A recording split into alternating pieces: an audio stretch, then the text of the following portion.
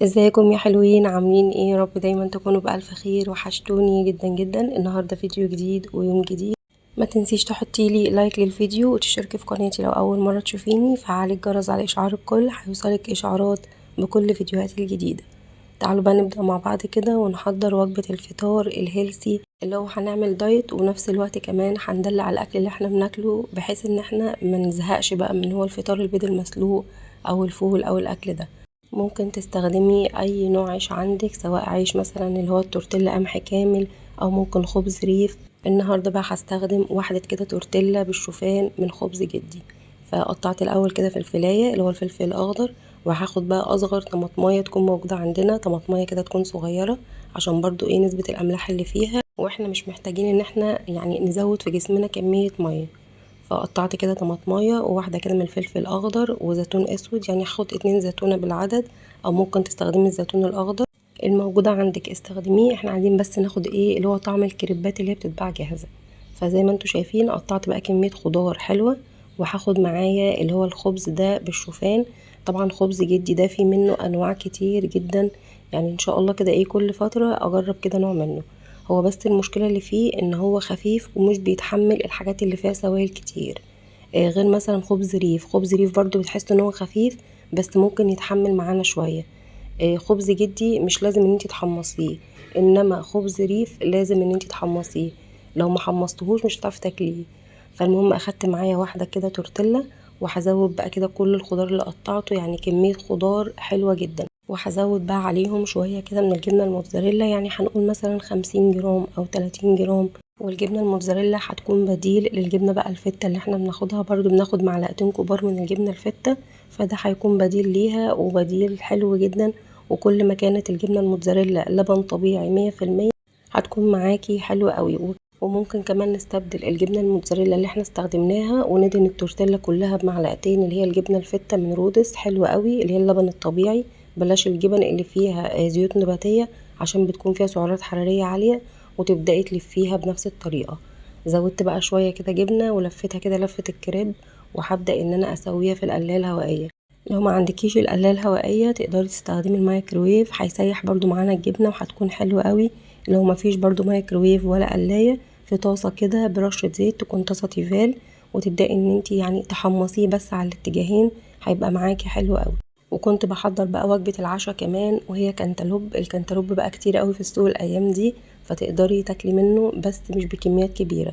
يعني ممكن تاخدي يوم في الاسبوع كوجبة غدا تاكلي فيه كانتالوب. طبعا في العشاء ممكن تاخدي كانتالوب مفيش مشكلة، انما ما نفضلش ناخده بين الوجبات كتير. يعني كل حاجة بتاخديها بين الوجبات فهي سعرات محسوبة عليكي. فطبعا انا بقول لكم الكلام اللي انا باخده من الدكتور، لان كل الاسئلة دي انا بسألها له. طب يا دكتور لو انا مثلا جوعت كده بين الوجبات، اكل كانتالوب مثلا او اخد تفاح او اخد فاكهة؟ يقول لي لا، بين الوجبات مسموح تاخدي خضار. عندك بقى الخيار، الكابوتشا، الخس، الحاجات دي كلها مسموح بيها ما بين الوجبات. انما الفاكهة خديها كوجبة كده بالليل، يعني يوم مثلا تاخدي زبادي ويوم تاخدي فاكهة. يعني نوعي كده عشان ما تحسيش ان انتي زهقانة، لان الموضوع بيكون صعب في الاول، وهو عامة صعب في كل الاوقات. بس احنا هنحاول نتحايل على الموقف، وان احنا نحبب نفسنا في الاكل ده. ومع العلم برضو لما بتفضلي ماشية على نظام غذائي صحي، حقيقي الاكل ده بيكون خفيف على المعدة، بتحسي ان انتي بقيتي خفيفة. وكل ما بتنزلي وجسمك بيبقى شكله كويس، انتي حالتك النفسية بتبقى كويسة. فهي رحلة الدايت عامة رحلة متعبة، بس قادرين ان احنا نحبب نفسنا في الموضوع ونستمر عليه. لان مش هيكون موضوع مثلا كام شهر اعمل فيهم دايت وبعدين ارجع بقى اكل الاكل الطبيعي، الموضوع مش كده خالص. الموضوع هيفضل لايف ستايل. وخدوها مني عن تجربة، انا فضلت سنة ونص مكملة ويعني ماشية على نظام وكله تمام. وقت ما بدأت ان انا اعك واسيب بقى الاكل الصحي والحاجات اللي انا ايه متعودة عليها، واللي هو تظبيط الوجبات والحاجات دي، تلقائي جدا كل اللي انا عملته ولا كأني عملت دايت في حياتي خالص، ورجعت زدت تاني. فالدايت او الاكل الصحي ده هيكون اسلوب حياة. حتى لو انتي عاملة عملية تكميم، حتى لو انتي اخدتي حقن المونجارو، حتى لو عملتي اي حاجة اي جراحة، هتفضلي ماشية على نظام غذائي صحي. فالاكل بقى الصحي ده هيفضل معانا كده يعني ابدي. فتعالوا بقى شوفولي الجمال ده. شايفين بقى واحدة الكريب كده اخدت كده ايه زي اتحمصت كده من بره، والوجبة كلها على بعضها كانت حلوة جدا.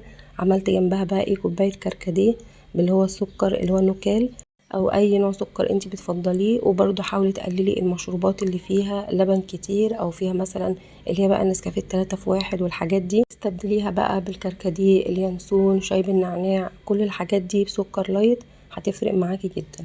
المهم عملت بقى وجبة الفطار الحلوة دي، يعني تغيير بقى وتنوع، وكان طعمها حلو قوي. وعشان حبايبي بقى اللي ماشيين على نظام غذائي هنزل لكم برضو الوجبة دي، تقدري بقى تاكلي في وجبة الغدا. يعني كل اكلنا بقى بالعيش الايام دي. يعني مثلا انا بجيب اللي هو بقى خبز ريف او خبز جدي، إيه العيش التوست اللي هو قمح كامل، كل الحاجات دي بسيبها كده في وجبة الفطار. وجبة الغدا بقى ممكن اخد نص رغيف مثلا من العيش البلدي اللي في البيت. ووجبة الغدا بجيب بقى اللي هو العيش البلدي اللي هو بالردة. ده كده بيتباع عندنا هنا في المحلات، يعني بيتباع كده اللي هو سياحي. انما مثلا في القاهرة تقريبا ده العيش اللي هو الاساسي اللي هو بيتاخد بالبطاقة. فبرضو العيش ده بيكون مقاسه صغير، بيكون قد كف الايد كده. وشوي بقى معاكي قطعتين كده من الفراخ. انا شخصيا اخدت قطعة واحدة بس من الفراخ دي. وحبايبي بقى اللي متابعين القناة التانية شفتوا فيديو اللي هو تحضير الوجبات، كنت عاملة كده وجبات ومقسماها. فبرضو ده كان من ضمن الوجبات اللي كنت عاملاها، اللي هي شرايح بقى الفراخ مع شوية بقى فلفل اخضر.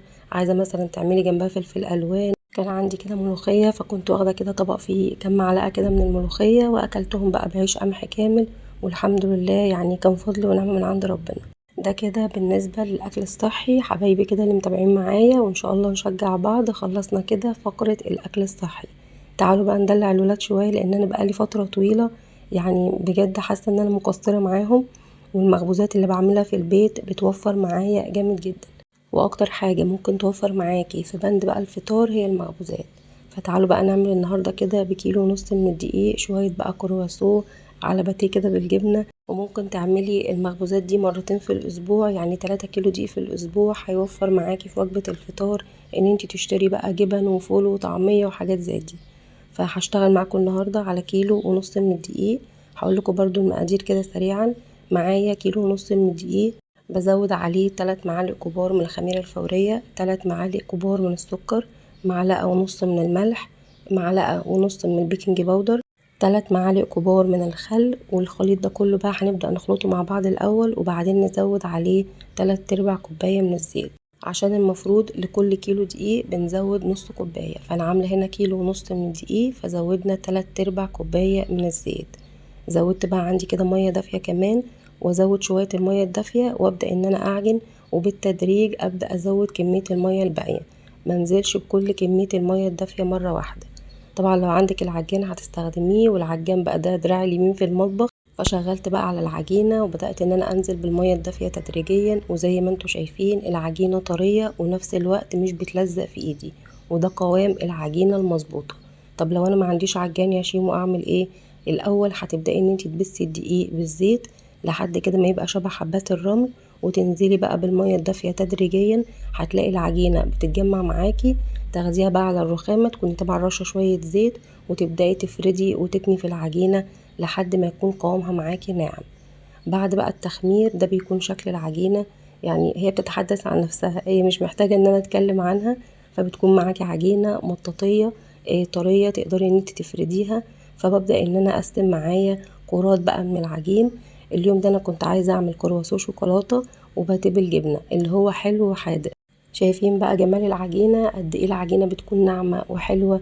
ودي العجينة البسيطة الاقتصادية اللي مفيش فيها اي حاجة مكلفة، يعني لا زودنا بيض ولا زودنا زبادي ولا اي حاجة ولا لبن ولا اي حاجة خالص.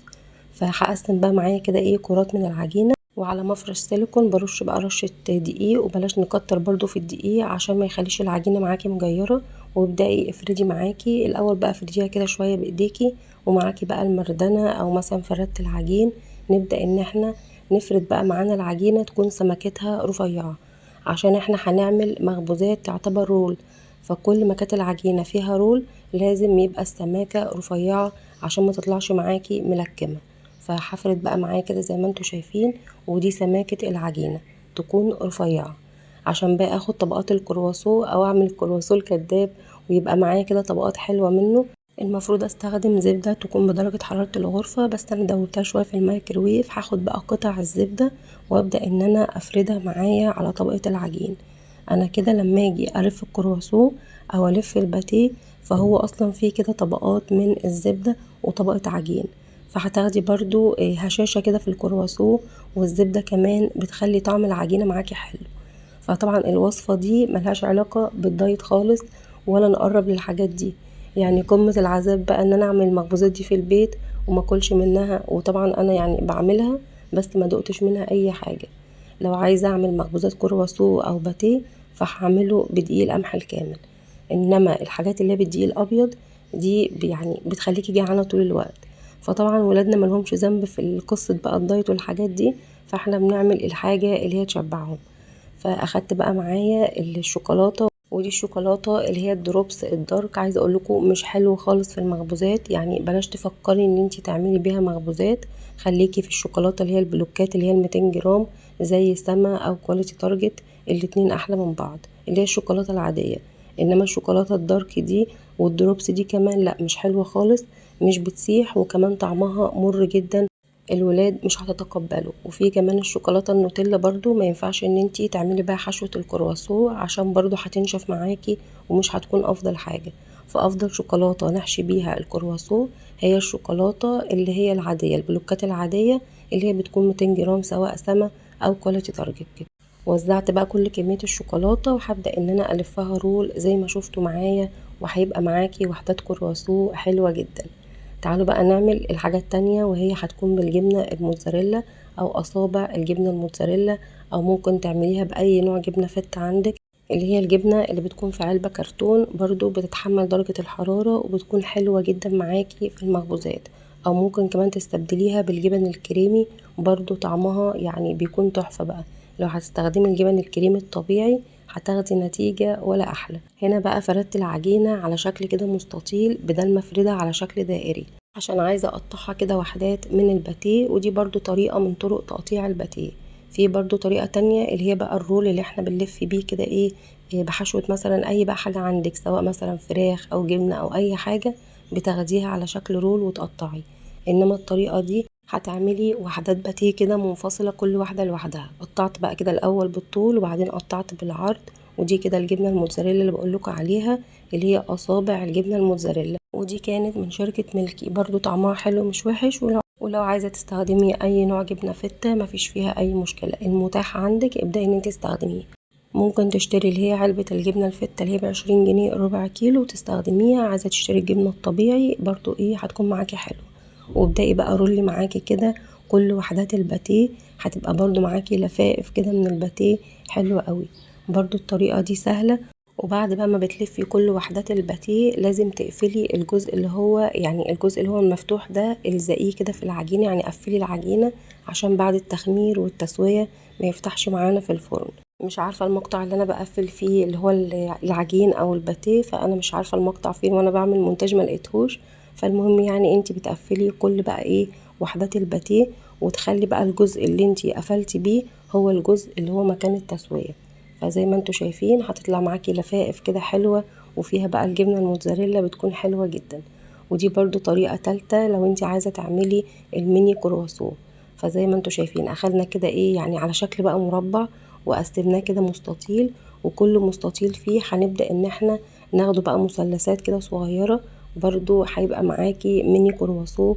لو انت بقى عندك مثلا ولادك صغيرين مش عايزة بقى تدي اللي هي القطع الكبيرة وتبدأ ان هم ياكلوا منها حتة ويسيبوا حتة، فلا، هيكون معاكي اللي هو المقاس الصغير ده حلو جدا. وبنفس الطريقة اللي لفينا بيها الكرواسون اللي هو الكبير، هنبدأ نلف كده وحدات الكرواسون الصغيرة. وبرضو تقدري تعملي اللي هي وحدات الباتيه برضو يبقى ميني باتيه، وهيبقى معاكي كل الكمية الحلوة دي بكيلو ونص من الدقيق. هنا طبعا كل الصواني دي ما كانتش لسه دخلت تخمير، فهنسيب بقى العجينة ترتاح معانا مرة تانية.